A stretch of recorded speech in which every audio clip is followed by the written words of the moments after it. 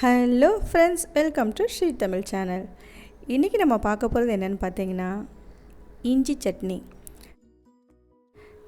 இஞ்சி உடம்புக்கு நல்லதுன்னு நம்ம எல்லோருக்கும் தெரியும். இஞ்சியை இந்த மாதிரி சட்னி அரைச்சி கொடுக்கும்போது பெரியவங்க மட்டும் இல்லாமல் குழந்தைங்களுமே இந்த சட்னியை ரொம்ப விரும்பி சாப்பிடுவாங்க.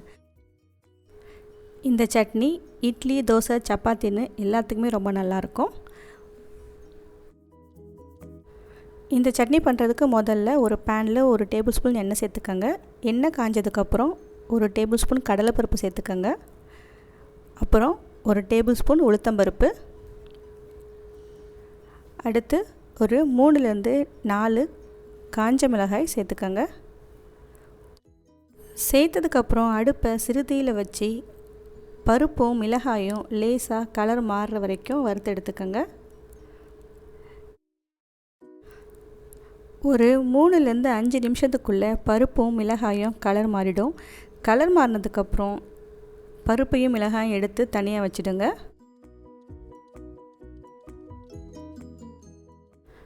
அடுத்து அதே பேனில் ஒரு 2லேருந்து 3 டேபிள் ஸ்பூன் இஞ்சியை சின்னதாக கட் பண்ணி சேர்த்துக்கோங்க. இஞ்சி உங்கள் விருப்பத்துக்கு ஏற்ப சேர்த்துக்கலாம்.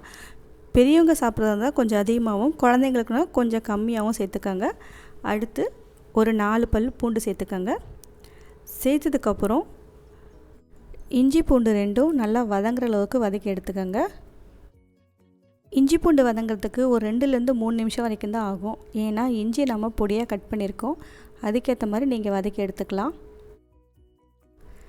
இஞ்சி பூண்டு ஓரளவு வதங்கினதுக்கப்புறம் ஒரு சின்ன நெல்லிக்காய் அளவுள்ள புளியை இப்போ நம்ம அதில் சேர்த்துக்கலாம்.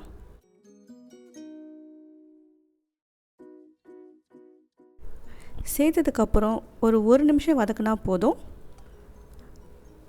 1 நிமிஷம் வதக்கினதுக்கப்புறம் நாம் இப்போ ஸ்டவ்வை ஆஃப் பண்ணிடலாம். அடுத்து வதக்கின புளியை சேர்த்துக்கலாம். அப்புறம் கொஞ்சமாக உப்பு சேர்த்துக்கலாம்.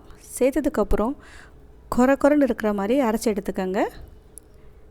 அடுத்து வதக்கி வச்ச இஞ்சி பூண்டை சேர்த்துக்கலாம்.